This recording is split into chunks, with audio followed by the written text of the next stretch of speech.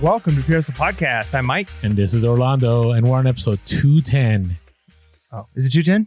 It is 210. Yeah. So we just did 209. I haven't right? switched pages. I had the old page on my desk. Oh, you got the old notes. Yes. 210. It is Whoa. 210. Unbelievable. Yeah. Part of the reason why I was a little confused is because it's been a while since you've messed up the number. And so I was like, maybe he's wrong because maybe I decided to be disciplined about my episode numbers. Proud of you. So, all right. Hey, so we're doing an update episode. And, we've been doing a lot of update episodes, but there's a lot going on in Q4. It's been crazy. These last few days have just been insane. So, but I'm interested in what's happening with you these days. Man, I mean, it's been just more of the same. It's been really hard to source. Just because thrift stores they've been pretty strict with their lines. One of ours shut down. For a week. Did you hear about that? Yeah. There was I think an outbreak at one of them. So yeah, I mean, it makes it difficult when that's how you're sourcing. And so what I have noticed though is a lot of my local listings have been doing a lot better. Part of that is I think just the Q4. People are looking for certain things. Some of the items I'm selling and I started listing was season specific, right? So it's always like a key is to make sure you're listing things in the right season. So that's been helping. But I mean, it's been obnoxious a little bit. I finally get what you're saying. I mean, I've always kind of felt like local can be annoying, but sometimes it's worth it not having to pay the fee, especially for big things, right? Where it's like, I could sell this for $120 locally and it's cash and I don't have to worry about shipping. I don't have to worry about, eBay taking fees. But yeah, it can be a nightmare when you're dealing with people like, well, I can only meet on this time and this date or this location. And it's like that back and forth. But I've had a lot of local sales, which have been really helpful just because, again, it's nice just to get that cash in hand. But overall, I mean, it's just been a pretty good, consistent, lots of sales coming through, a lot of high end sales coming through on our eBay. So typically like, the bread and butter items, it's like $20 net profit, but we've had a lot of things sell recently where it's like, hey, we're making like $40 or $50 net profit on most of our sales, which it's been nice.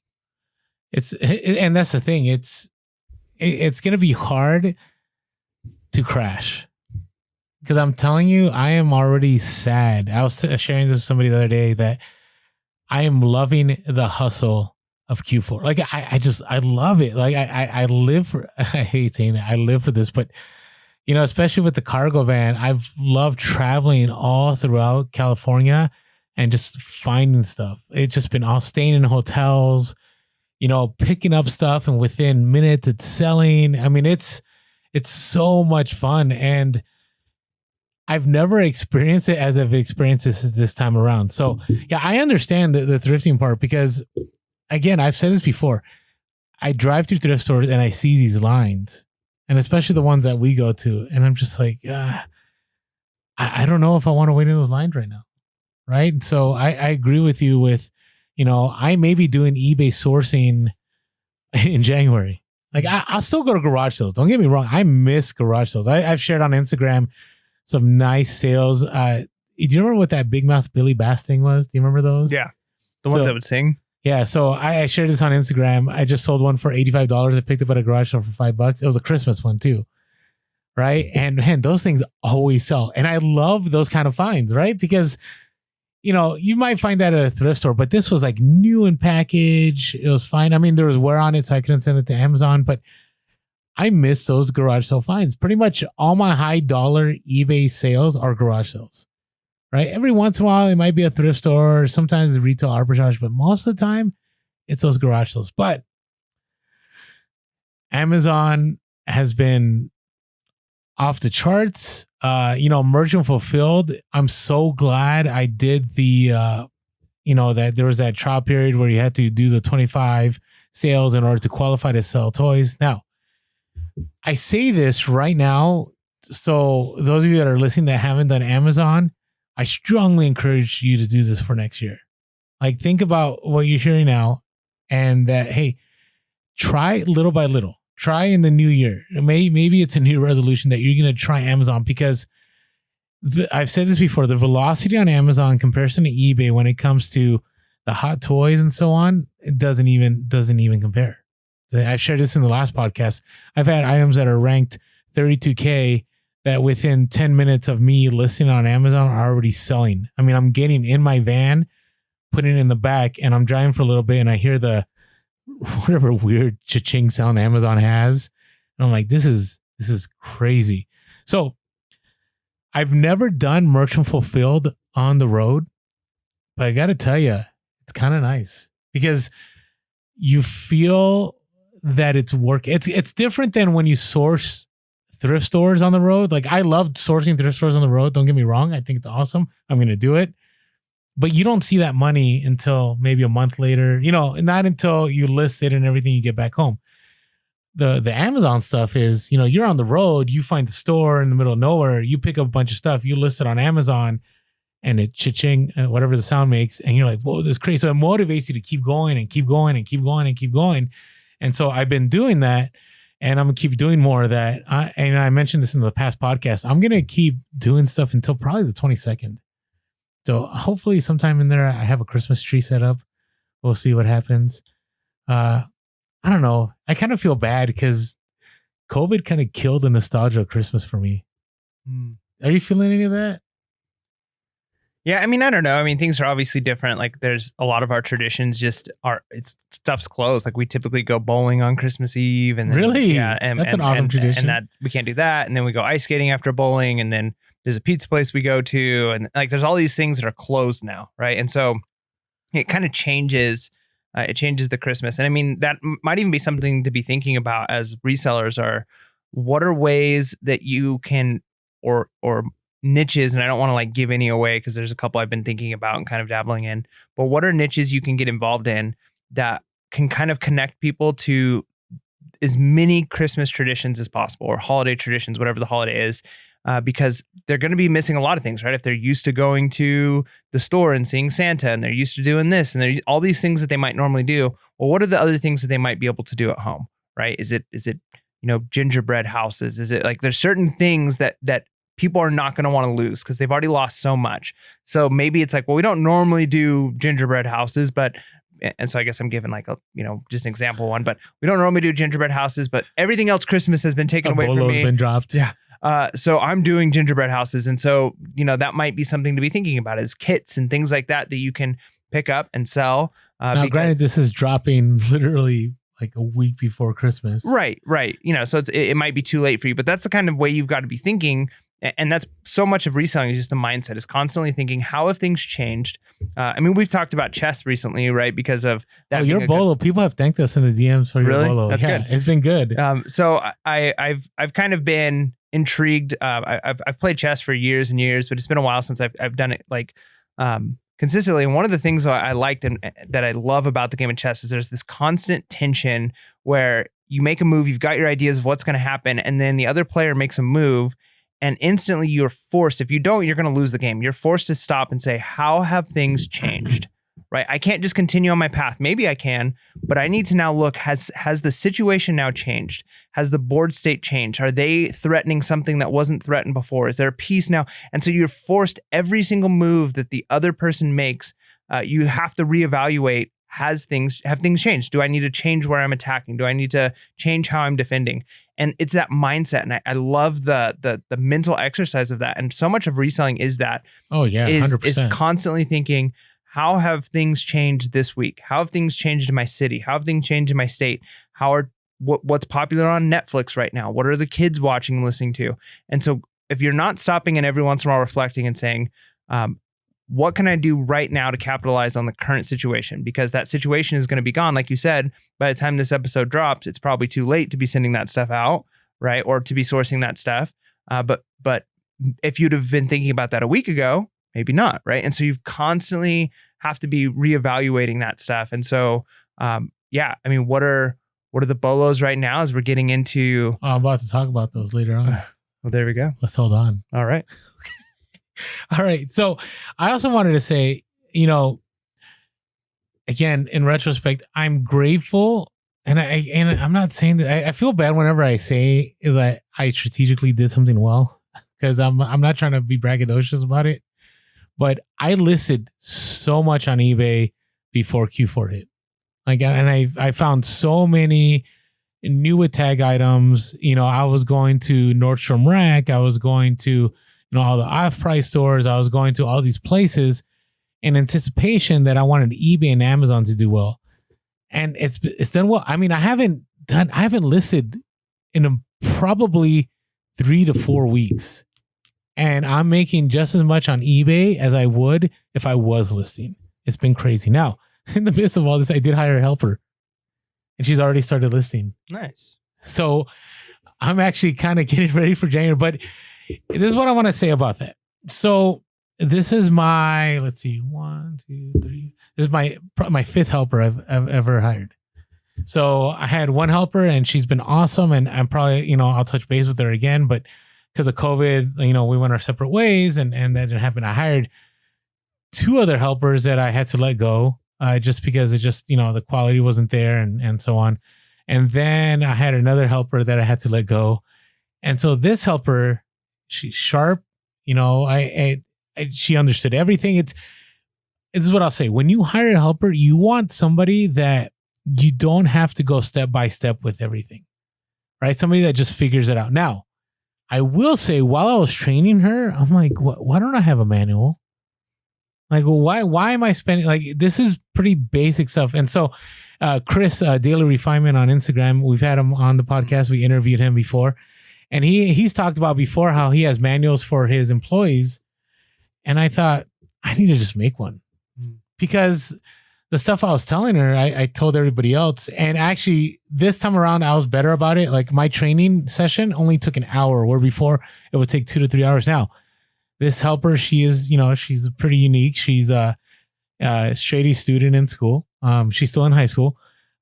She is really responsible. Like, it's kind of one of those, when I used to teach AP classes, I used to joke about AP classes are awesome because you literally could just be in the other room on a break and those students would teach themselves. Right. So, and by the way, I would strongly recommend that of everything, when you're hiring somebody, they have to be somebody that has integrity, trustworthy, loyal, whatever you want to call it, and responsible. Because you can always teach the basics of, I had to teach her, hey, you got to use square photos for eBay. Here's how you adjust the brightness. Here's how you use, here's MUA, but this is what you're going to do on MUA. You're going to create the draft. Here are some keywords. Don't change this, but, put the measurements here. This is how you do it. It was pretty basic, but, what ended up happening was we had some major technical difficulties. eBay servers were not working with the multi-user access account. So I did all this training. I showed her how to do a listing and I left. And then hours later, I get this text and just basically said, hey, I figured everything out.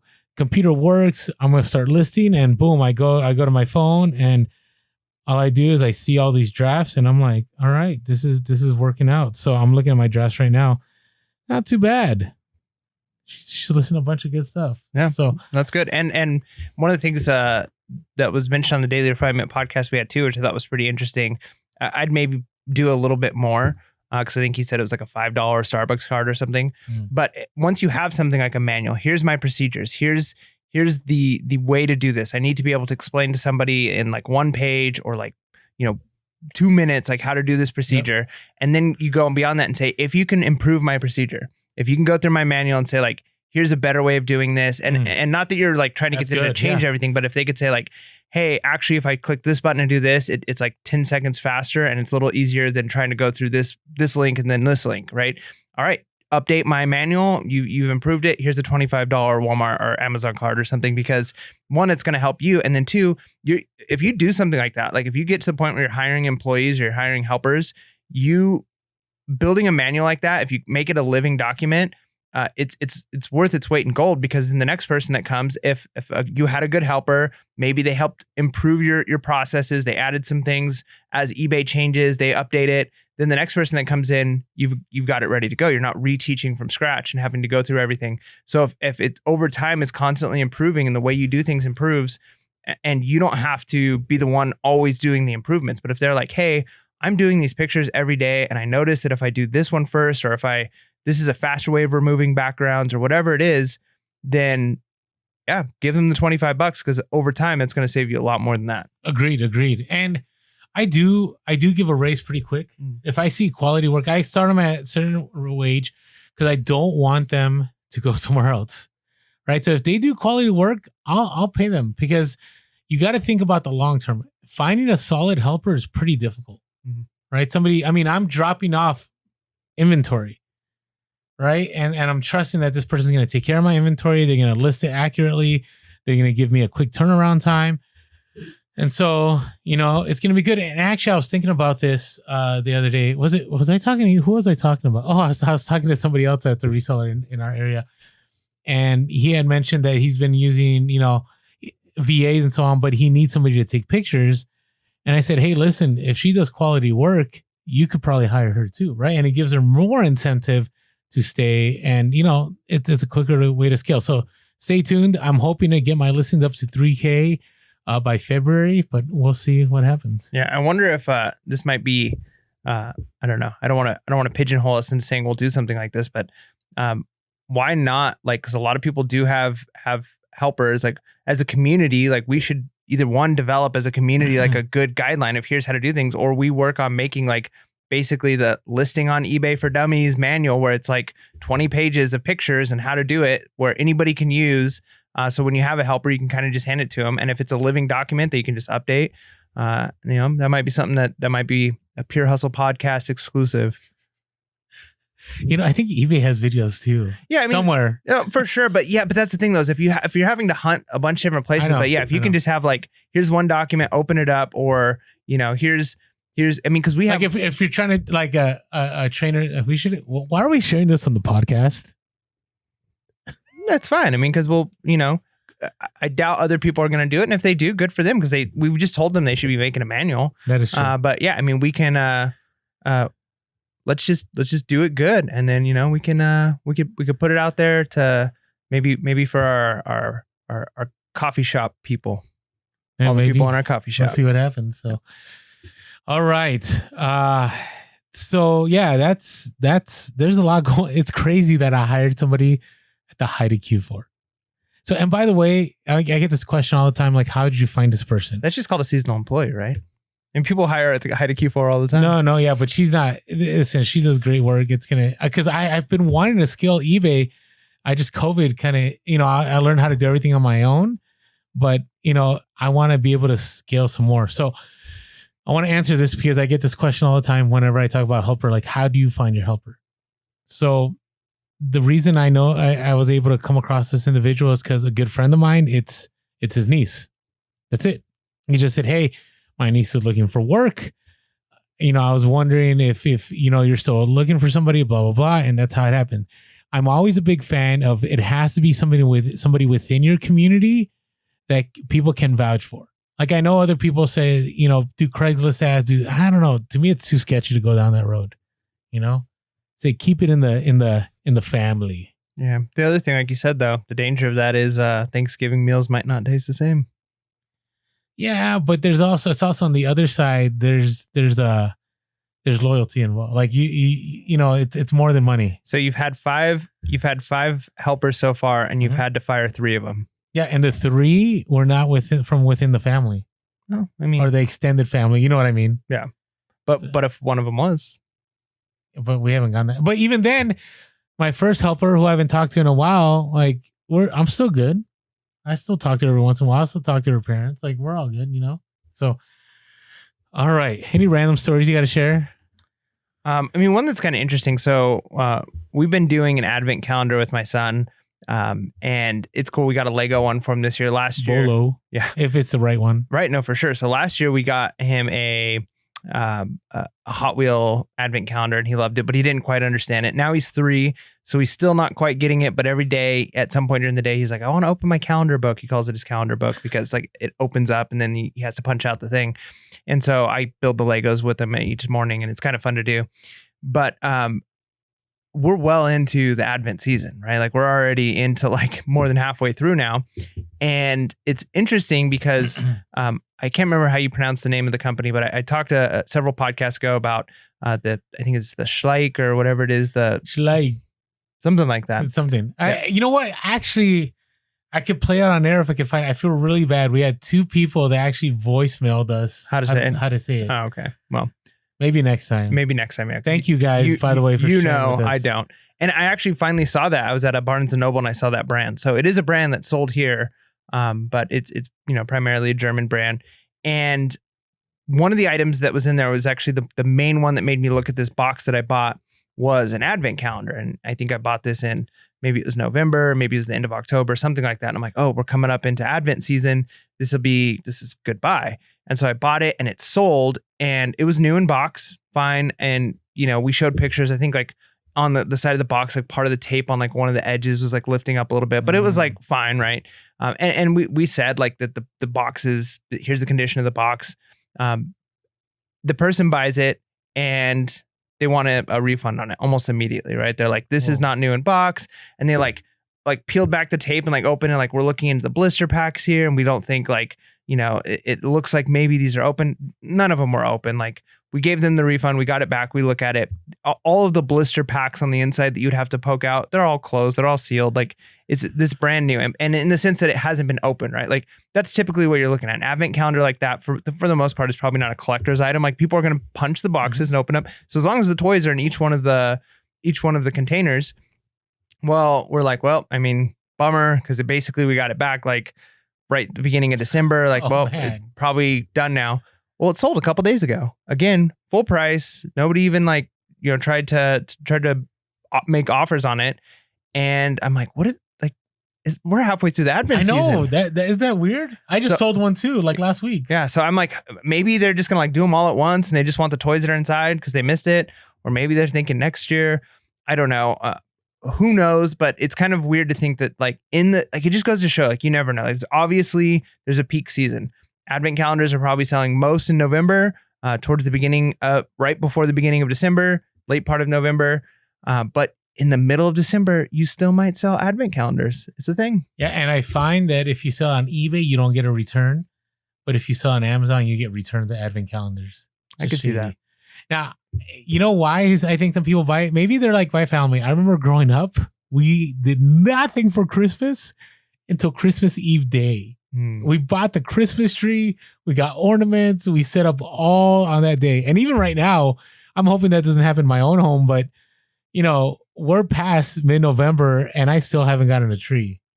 So, who knows? But I'm hoping by at least 5 days before Christmas to be all set. It's been a busy Q4. And even my son was like, Dad, it's COVID. Like, nothing's normal anyways. Who cares? I'm like, no, don't say that. I only have 4 more years with you in my house.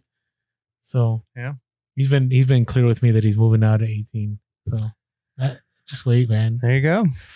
Yeah. So, no, which I'm glad he needs to go. He needs to go if he wants to go, or if he goes to college. I'm not a big fan of, just freeloading or freeload. Like I want to be out. I want to be independent. But yeah, it's gonna be a sad day when my son gets to that point. You got time though, but that time goes fast. I'm telling you, it does. And I know this is not what this podcast is about, but there's this awesome stage when they're teenagers. If they're still okay with you, or like you actually get to like, hey, here's the movies I watched, or here's the games I play. Like it's weird. Like you just got to be able to reciprocate, right? And you got to listen to them when they say, here's the games that I play. And that's silly, that's dumb. And sit down and go, oh, that's cool. Even if you're like, this game is dumb. But like watching Mandalorian with my son is pretty cool. Nice. Mandalorian's pretty cool. Anyways, it's not what this podcast is about, but we should do a mystery science theater maybe Mandalorian. Maybe Mandalorian is Bolo, right? So we can talk about it. That's fine. That is true. Baby Yoda. I know. I do have like 30 plush Baby Yodas that I need to sell soon, but they're ranked super low on it. They'll sell the moment I list them. So, all right. Another Bolo been dropped if you can find them.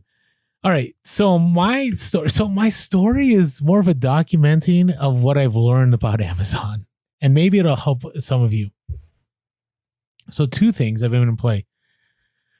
So the Amazon buy box is as mysterious as eBay's Cassini, and Cassini is supposedly the algorithm or whatever the name. I don't know what it is, but that's what you call it on eBay, right? And we talk about the algorithm all the time.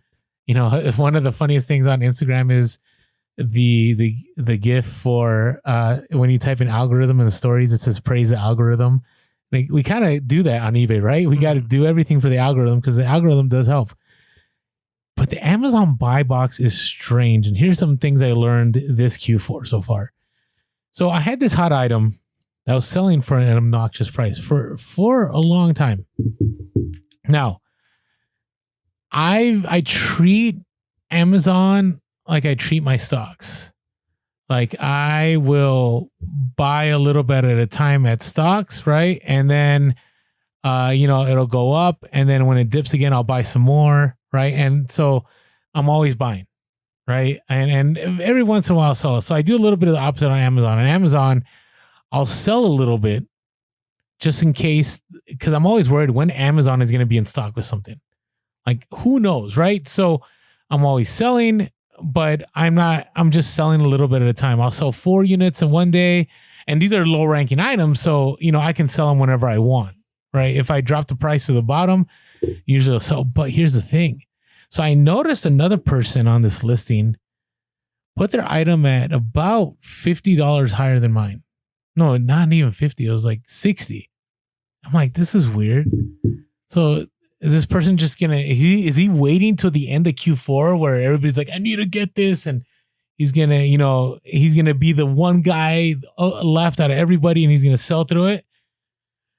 And so I'm like, this is kind of strange. So, I've been tracking it, and then, I was kind of worried about Amazon because Amazon showed up on the listing once, and I'm like, oh no.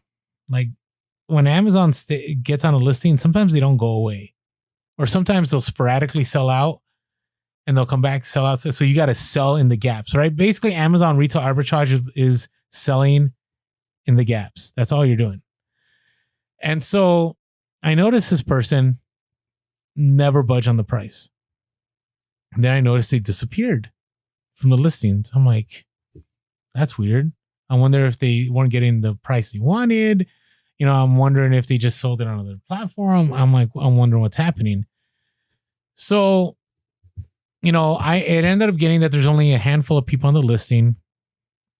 And I was like, you know what? I'm going to be able to sell mine for top dollar. So I'm going to put my price at the highest price. And, I'll just wait till everybody else sells through. That same day, my item was selling at the highest price. I'm like, what is going on? And it kept selling. And it kept selling and it kept selling. I'm like, this is interesting.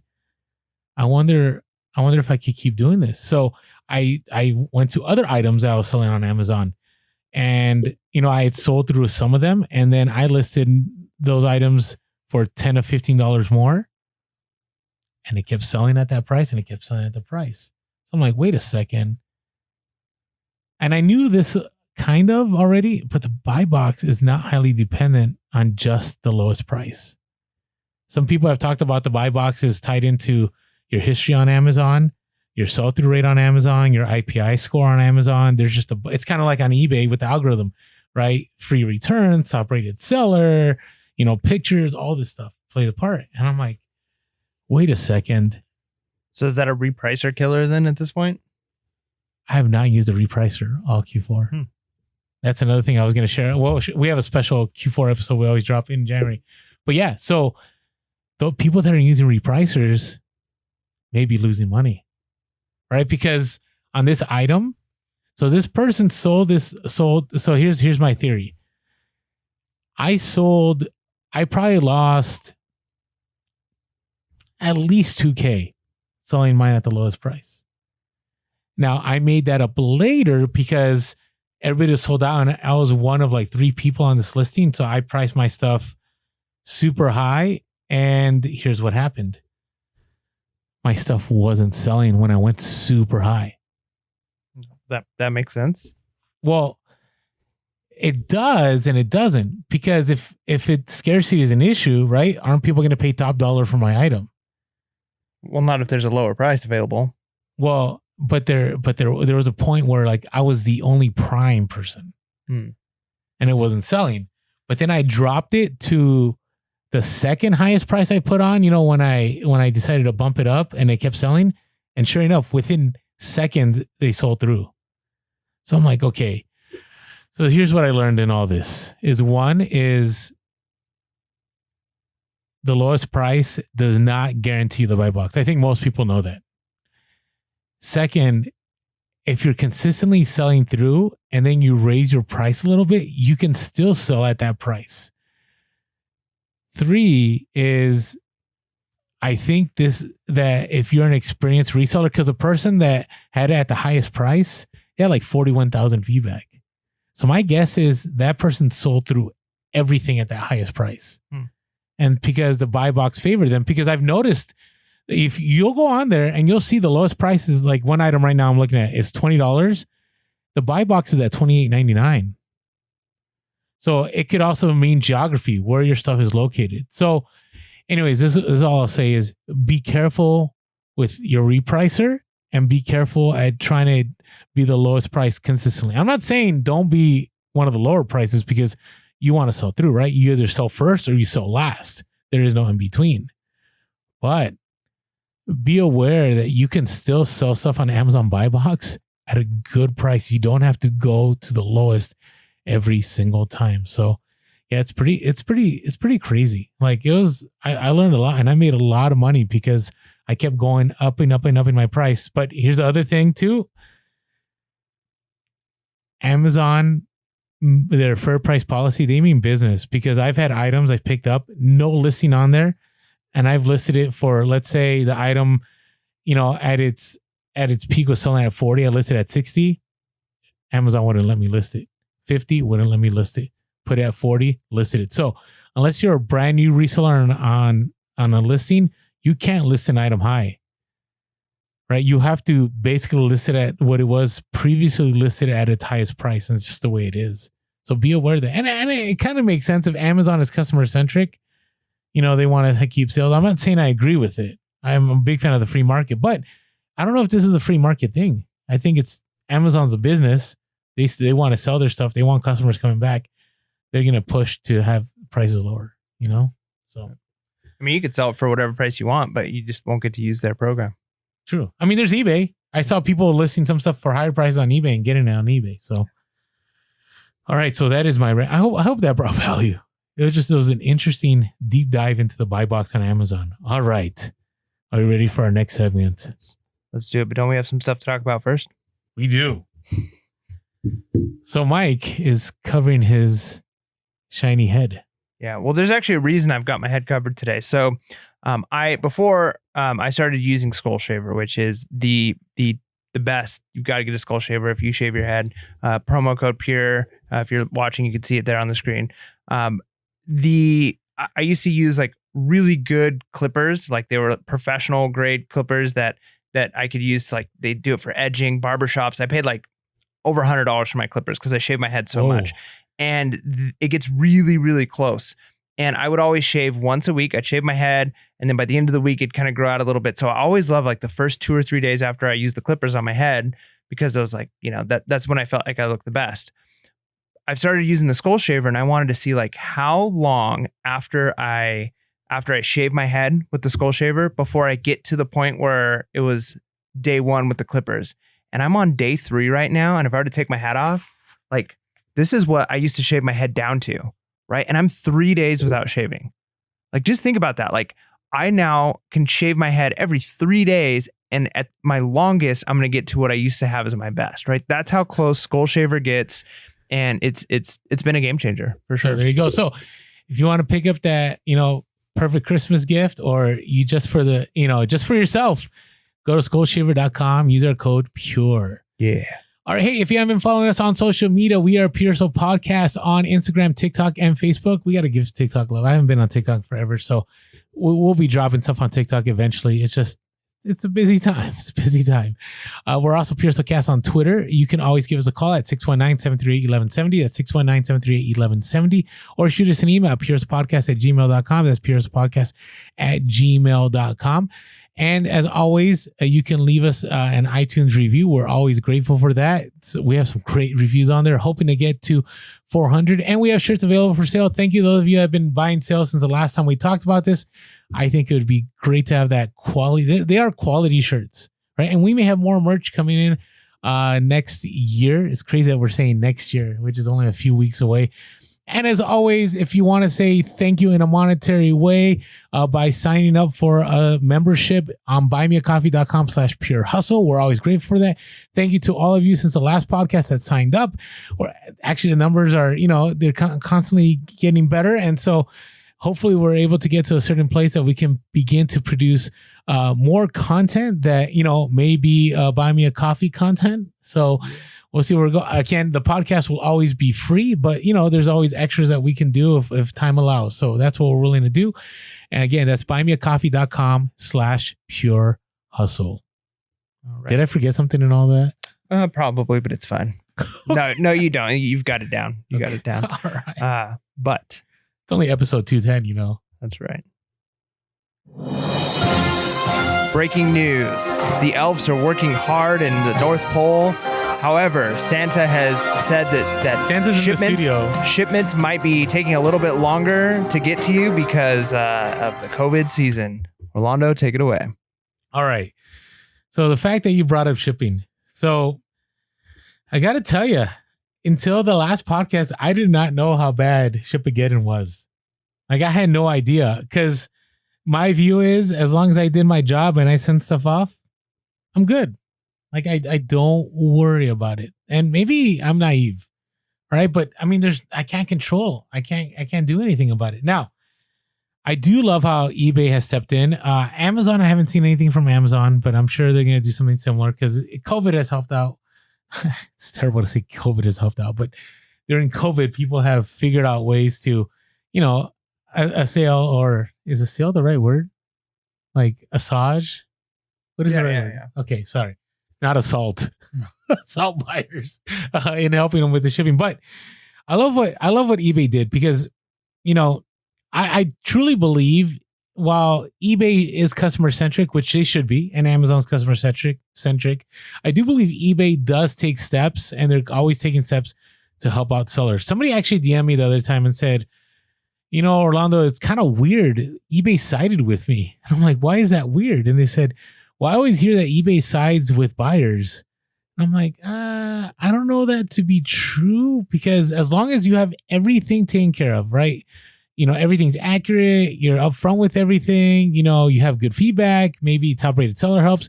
I've always had eBay side with me. Only once did they not side with me on an obnoxious case, but that was years ago.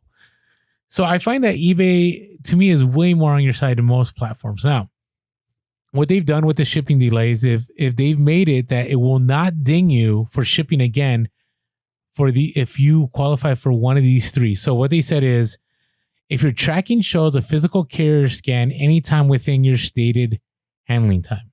So what that means, if you have same day handling, well, then obviously that day there should be some kind of scanning. But let's say that doesn't happen, because this is what eBay says. You receive credit for shipping on time when any one of the following happens. So it has to be one of these three. So let's say you don't get that scan, right? I'm not getting scans, right? It depends on post office. If I go to my good post office, they'll scan everything for me. If I go to the crazy post office, they're not going to scan things for me, right? The second one was buyer answers yes to item arrived on time when leaving feedback. Okay, I don't know how often a buyer is going to do that if it's late, But the third one is the one I like. It says tracking shows the delivery scan within the latest delivery date for the shipping service selected. I think that's a good one too, because usually the shipping times are probably more than when you ship out, right? Usually I find that the case that it'll say, I'm expecting something's going to arrive by Thursday, and they'll usually say item will arrive between, Thursday and Monday, right? So you're safe. So be aware, it's one of those three. Either it shows tracking during your same day stated time or your shipping handling time. Buyer answers yes to an item arriving on time when leaving feedback, or tracking shows a delivery scan within the time allotted. If you do those three things, you should be good to go, right? And again, we're during this crazy time. You want to make sure you do everything to protect yourself. So I strongly encourage you to at least do the first one, right? Get stuff shipped out on time during your handling, which chances are pretty great that they're going to get scanned. Now, I got a question for you, Mike. Are you willing to stand at the post office till, you get up to the front and they scan your items? No, I'm not as bold as my wife though. Like I'm able to like scoot my way in and finally get the person's attention. But I still will wait, until like they look at me and acknowledge. My wife is very bold. And so a lot of times if we're dropping off packages at the post office, she'll just say, "You just wait in the car," and she'll take the packages in. It's kind of sad. But she'll because she has no shame, and so she'll just walk right up to the counter while they're helping somebody and put it on, and then walk out. And it's like it's already paid for, and they're like, okay, and then they scan it, and we're good.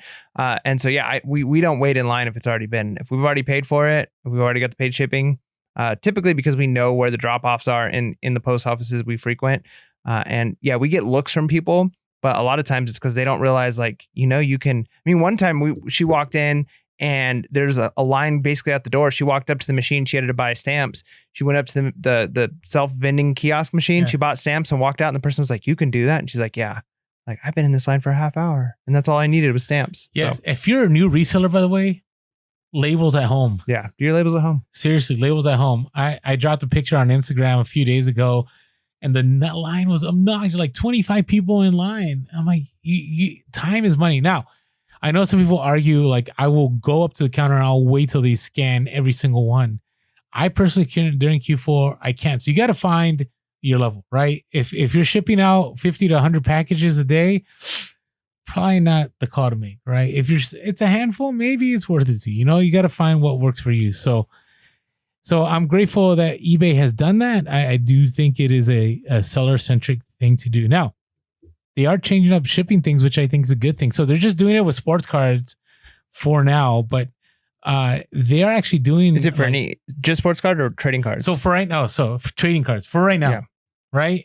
I'm hoping this will change, and I'll explain why. So what they're doing now is you can send a single ungraded card priced at $20 and under up to 3 ounces, shipped in a U.S. envelope with tracking included for less than $1. Yeah, no, that's really good because they're realizing that they need to compete with some other sites. So I've bought lots of cards off of other sites.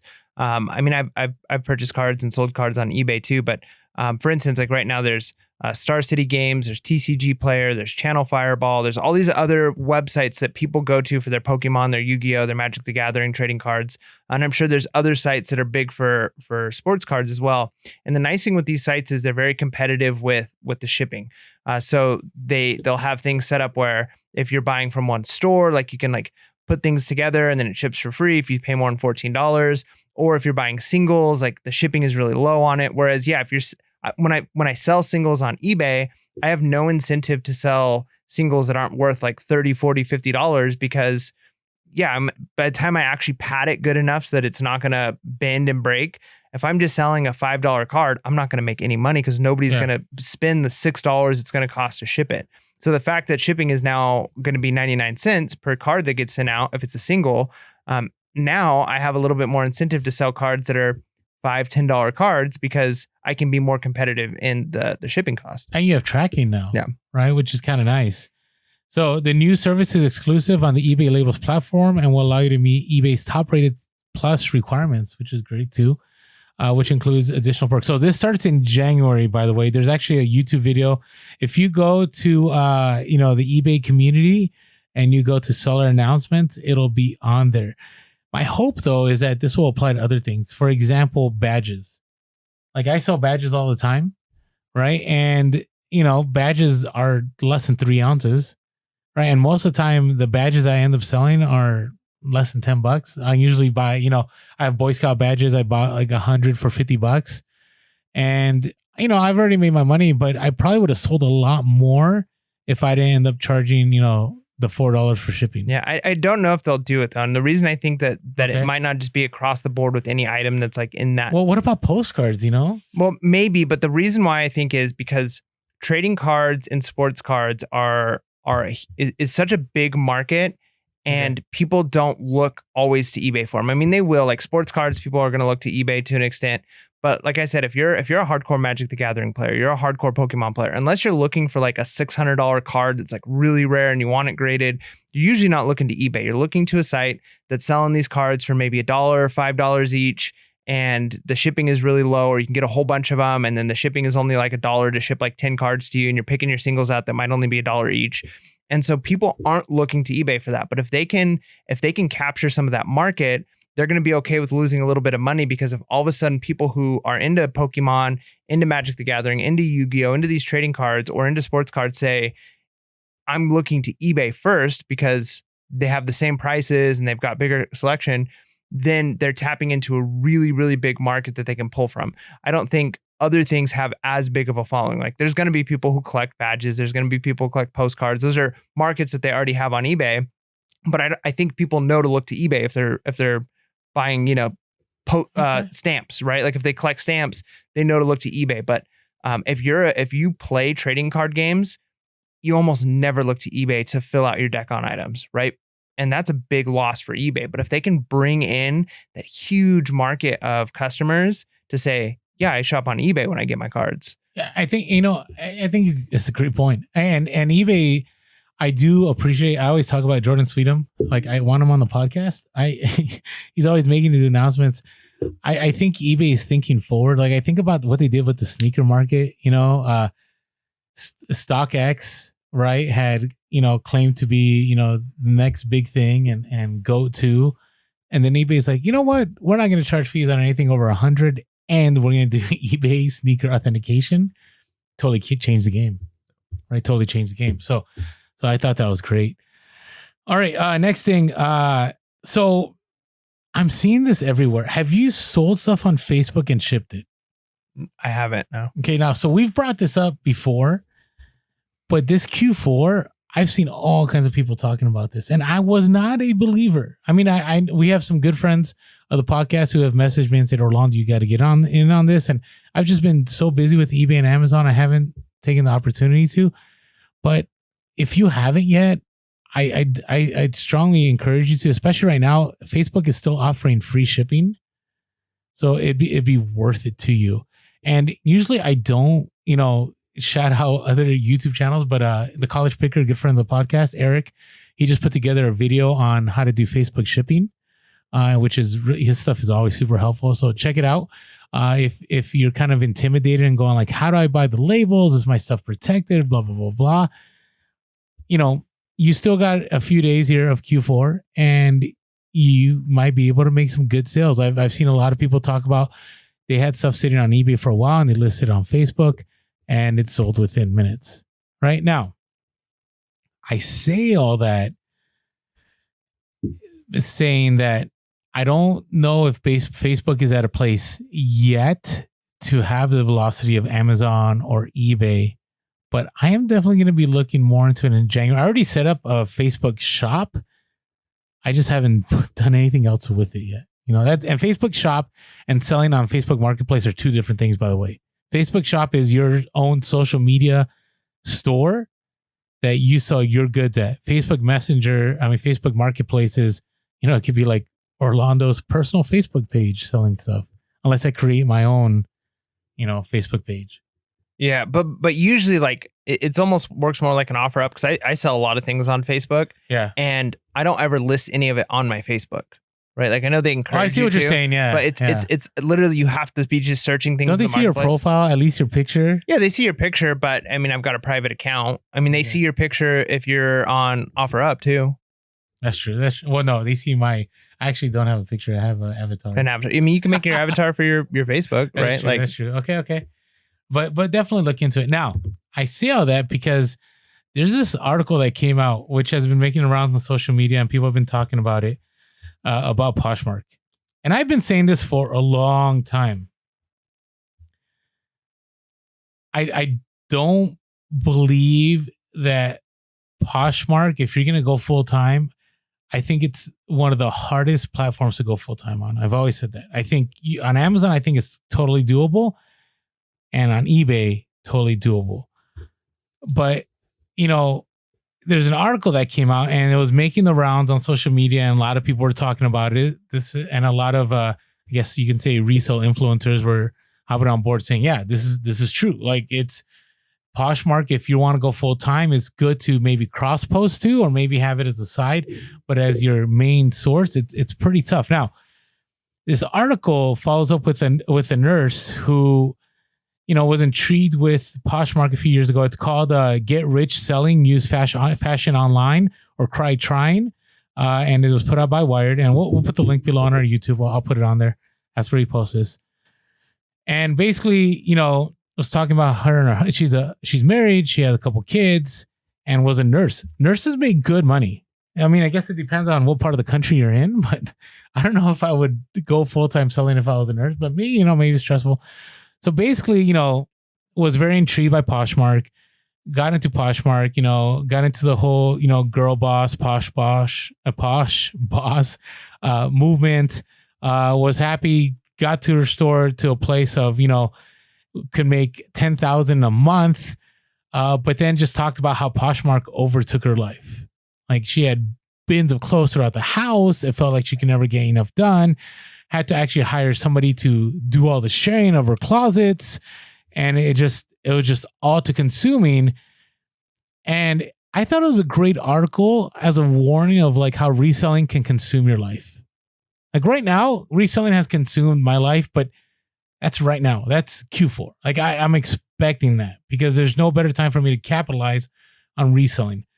But during the year, if you watch us on Instagram, you see me, I travel. Like I go places with my kids, I go traveling and I do sourcing, but I don't share all the time I spend with, friends and family during that time. But, I had talked about how much work it took where she lost focus and like everything was just reselling. And that's all that happened. And eventually it's not because of Poshmark, but eventually she ends up divorced. She's on her own. She's single now. But she's actually, from all the skills she learned about sharing and the social media part of Poshmark, she's a social media manager now. But she enjoys her life a lot more because she has her weekends back and she has her time back and she doesn't hustle as hard to make a full-time living. And so basically the article was that a lot of people get pulled in and think they can make it happen on Poshmark to go fully online. And it just becomes a major struggle. So I don't know. What are your thoughts on that?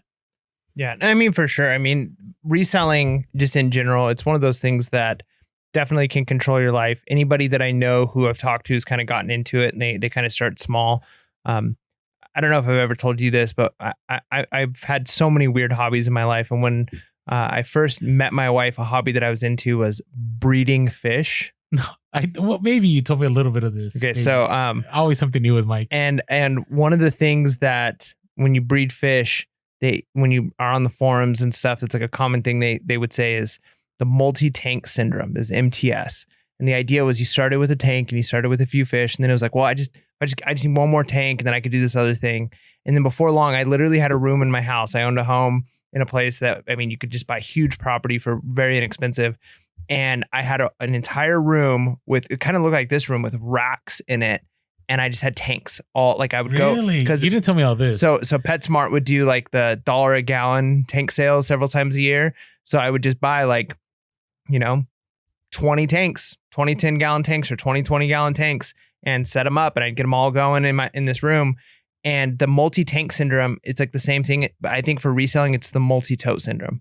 Right. And the idea is like you can start with the one tote. You could start with it's just in my closet. And before long, it's your whole house. Before long, it's your kitchen cabinets, like you've talked about. Right. Like, so you do have to find a place where, can you make a living doing it? Yes. And for some people, like they're totally fine having their house completely consumed with it. But you can easily go from, because the scalability, if you really want to like be really big and make tons and tons of money, eventually you need to have a warehouse, you need to have employees, you need to go down that route. And if you try to just keep scaling and think it's going to be linear in your house, eventually if you're a one-man, show and you're trying to do it all and you're trying to, it's going to consume your life. It will absolutely consume your life. And so, yeah, I think there's a warning in that, but I also think that like for some people, that's okay. That's what you're looking for. It's just trying to find that healthy balance. And I think you've got to be realistic. Like if you want to make $50,000 a year, you could probably easily do that out of your house, one-man show. If you're trying to make $300,000 a year, you're probably going to need to start looking at like, all right, I need a warehouse. I need to hire a couple employees. I'm going to have bigger expenses. And if you think that you can just keep scaling as much as you can on a one-person show, you're going to end up just burning out or ruining relationships and all of these things because and that's one thing. I mean, almost no other business would do that, right? Like if you started a restaurant, like you might start by saying like, yeah, I make this food and I sell it to my coworkers at work and I make a little extra money. Well, eventually, if you want to start a restaurant, you're going to have to hire cooks. You're going to have to get a place. You're going to have, like, you have to scale into that. And if you're trying to just do it all out of your house, like you're going to get to a point where it's just, it's too much. So you got to find how much money are you really wanting to make and what's it going to take to get there. And I absolutely see why somebody could say, yeah, I can make a living doing this, but am I working too much for the amount of money I'm making? Yeah, agreed. And I've mentioned before, I didn't think I'd be working as much as I was working, but at the same time, it's okay with me because the time freedom I do get once, there's the lulls in the time. But 2 takeaways I took from this. One is understand that Poshmark as a platform, it's very different than eBay and Amazon, where Poshmark, there's 50 million users, but they're all domestic. On eBay, it's over 180 million users, and you also have global. Right. So there's a lot more people to buy things and a lot easier ways to ship things out and to get those sales. And so, I think this individual's perspective would have been different if she tried to go full time on eBay. I 100% believe that because number one, she wouldn't have to share. I think sharing is one of the biggest obstacles to Poshmark. I know they're trying to be a social media thing and so on, but when they started doing Poshmark stories, I don't even know what happened with Poshmark stories. Like I haven't heard it much. I honestly have stuff cross-posted to Poshmark, but not much. It's because it just wasn't worth the effort I was putting into it. It would have been better if I had cross-posted to maybe Mercari or maybe Depop, for some of my vintage gear than Poshmark. So I'm not, I am throwing a little bit of shade on Poshmark, but I think it's not unjustified. I think we all have to have an understanding of what platforms mean for people, and for many, Poshmark may be just a place to do a side hustle, and that's okay. I know some people that do kill it on Poshmark and make it full time, right? And they've done it very well. But I know a lot of people, especially when COVID hit, man, those sales tanked on Poshmark, where eBay and Amazon went the other way and just skyrocketed. So think that through. Again, if you've been using Poshmark, you've been working for your side hustle, keep doing it. If you're thinking about going full time, definitely think about adding other platforms outside of Poshmark. So, yeah. All right, let's keep moving here. Yeah. Bolo. What's your bolo? Nice. You even had to turn away so you weren't tempted to. I had to cough a little. Okay. You can't do that. You can't cough. That's not allowed. Weird. Isn't that weird? I will tell you though, coughing in lines when I'm doing retail arbitrage, I get pretty whoa. Yeah, that's like a threat. Have you seen? It's like a pretty funny meme that was going around, or I guess it technically isn't a meme because it's like a little video clip. But have you ever watched the movie? It's great. Oh gosh, I can't remember. It's got Steve Carell in it, and he's makes the little mice. He turns them into whatever. There's a lot of movies. And there's the family one. There's the 40-year-old one. No. And it's got the guy who's from. I'm looking it up right now. The Vegas one where they go. Gosh, I'm so bad with movie names. It's Chevy Chase? No. Oh, I thought okay, so we got Beautiful Boy, we got Irresistible, we got Welcome to Marwen, we got Vice, we got The Big Short. There's a lot of movies in that I've never heard of. Okay, so yeah, I don't think Anchorman. No. Get Smart. No, it's one where let us know in the comments. No, just joking. You know what I'm talking about. Yeah. So he's a really weird guy, and he makes mice thing, and he gets invited to this thing of where they basically just show off freaks. Anyways, it's a hilarious movie. But there's a part where the guy from the Hangover, the one with the baby that puts the baby in the front, you know what I'm talking about? Between Two Ferns, that guy. Yeah. Where they're meeting in an office and he's laughing, but his laugh is super weird, and it's this and he's his face is turning red and it looks like he's holding in a cough, and it's me holding in a cough during COVID, right? And your face. Okay. Yeah. So anyways, that was the worst punchline or try to lead up to something funny. But yeah, like that's what it's like when you're trying to hold in a cough nowadays, right? Because you're like, oh no, people are going to think that, I'm dying and I'm going to kill them. But the other day I was in line, this guy was just like hacking it. And everybody's like giving the look. Like I know somebody at one point was gonna be like, why don't you just leave, bro? Like I was waiting for somebody to say something. I left. I literally watched somebody pull their mask down and sneeze. And I'm like, I don't think you understand. But it's true though. I mean, sneezing in a mask, it's horrible. Well, I get horrible. That. I get that, but it wasn't even like I'm now gonna do the vampire sneeze. Right? I thought it was just a dab. No. Yeah. Why is it the vampire sneeze? Like where you like the vampire like. Okay, if you're not watching this on YouTube, you need to come over to YouTube. It's the dab sneeze. But yeah, no, just straight up pulled it down and then sneeze in a Costco, right? And I'm like, you don't understand what the whole point is of this. But anyways, so what's my bolo? My bolo is sleeping bags. Okay. And this is a weird one, right? Because I would have like used shoes. I would not imagine sleeping bags would be good. Okay, I see where you're going with this. But I bought a used sleeping bag at a garage sale a long time ago, and I never listed it. And finally, I was going through my death pile. I'm like, I need to list this thing. And I look it up, and I got it because I knew it was a good sleeping bag and had a couple stains on it. So I tried to clean off some of the stains, and I took pictures of them. It wasn't like terrible, but I probably paid like $5 for this sleeping bag, and I sold it for, it was like $100. No, you're right. That's a good bolo because especially the camping ones, the thermal ones. Yeah. So the specific ones you want to look for, the one I sold was a Kelty down. So down the feathers. And I think it was like a 23 degree Fahrenheit rated sleeping bag. And it was the mummy one, right? So you want to look for, when you're looking for sleeping bags, when I was a kid and you'd go to camps or whatever, you'd always get the cheap Coleman ones from Walmart. And they just were like a square, right? Or like a rectangle. And the ones that are really good are the ones that are more shaped like a human being, and they have the hood, and you want down, right? So I've been to a few thrift stores since I sold that, and they've got like their bedding hung up, and now I occasionally look through and I see a lot of sleeping bags, and I've found multiple down, sometimes it's REI, sometimes it's Kelty, and they're usually pretty low priced, and they sell typically between $40 to $100 used.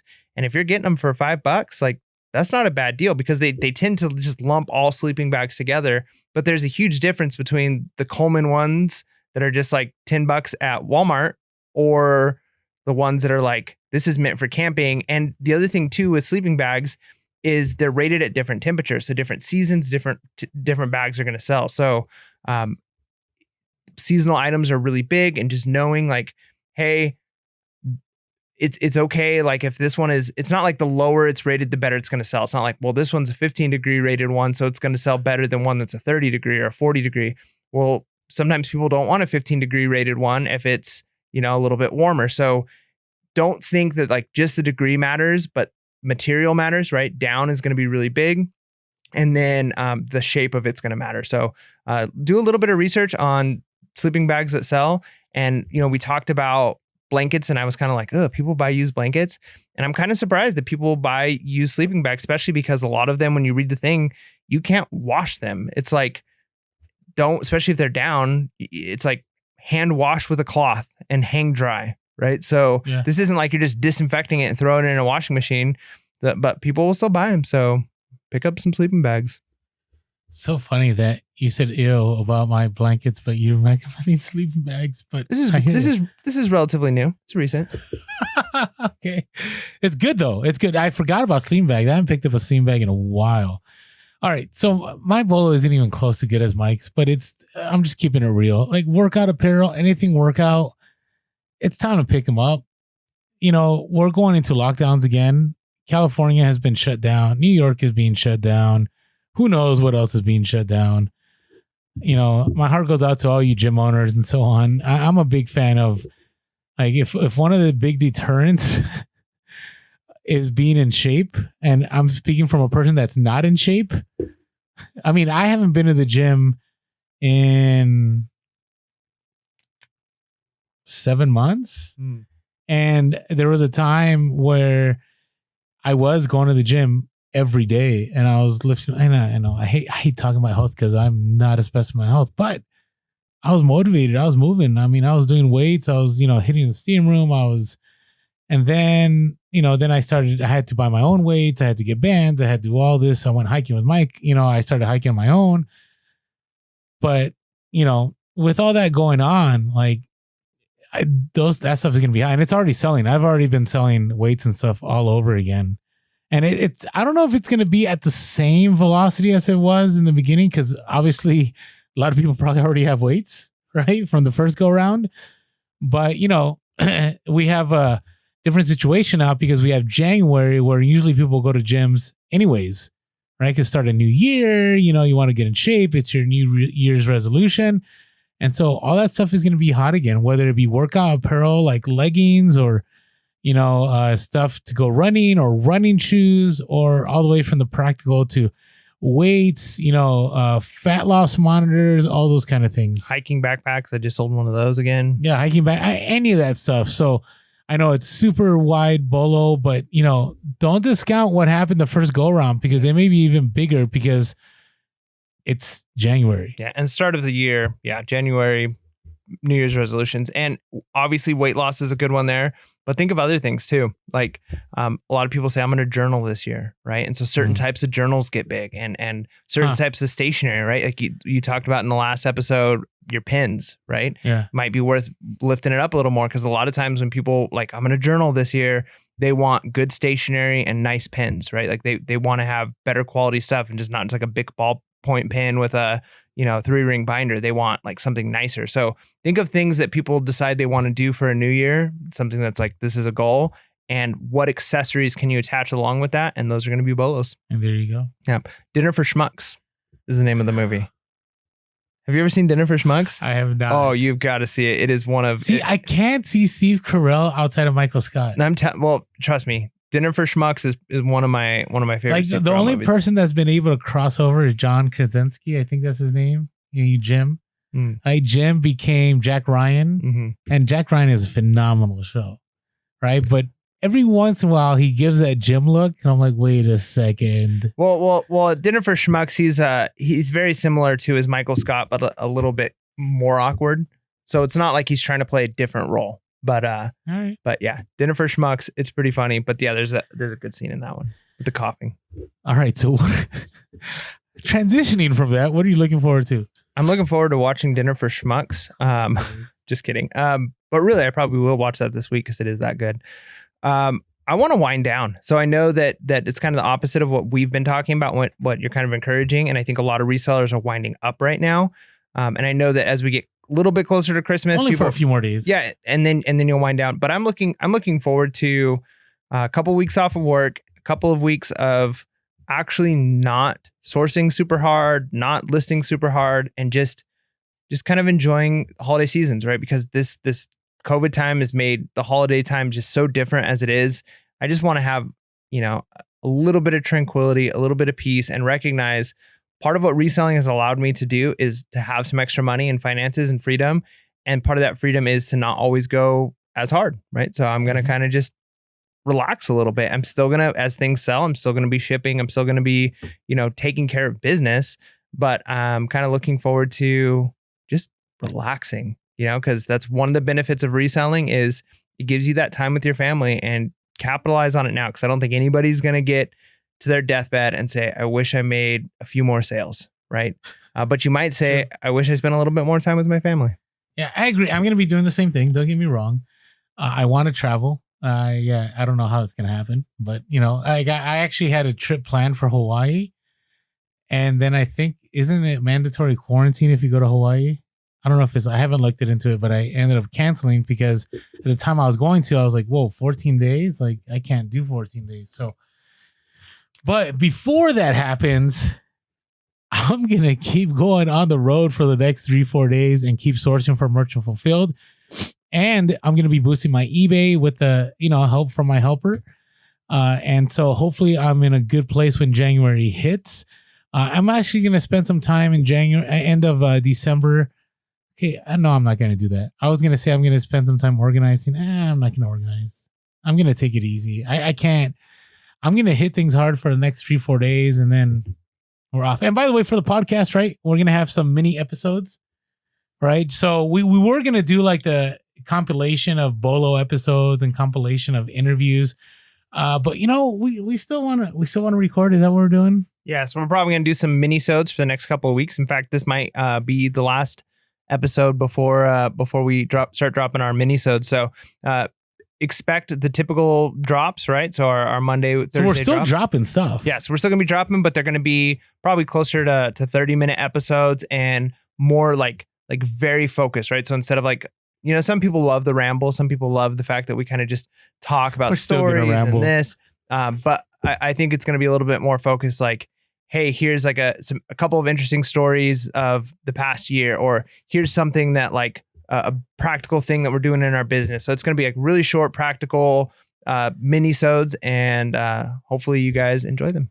Yeah, it'll still be fresh, new content. That's right. So that's what I'm happy about. So yeah, and we still got to level up in there somewhere. We got to drop. So, but we'll see what happens. But hey, we're still at the height of Q4. There's a few more days. Keep going hard, but spend time with your family and your loved ones, because Mike is right. Ultimately, that's what's going to matter. So with that being said, make sure to be real, be relevant, and be reselling. Peace.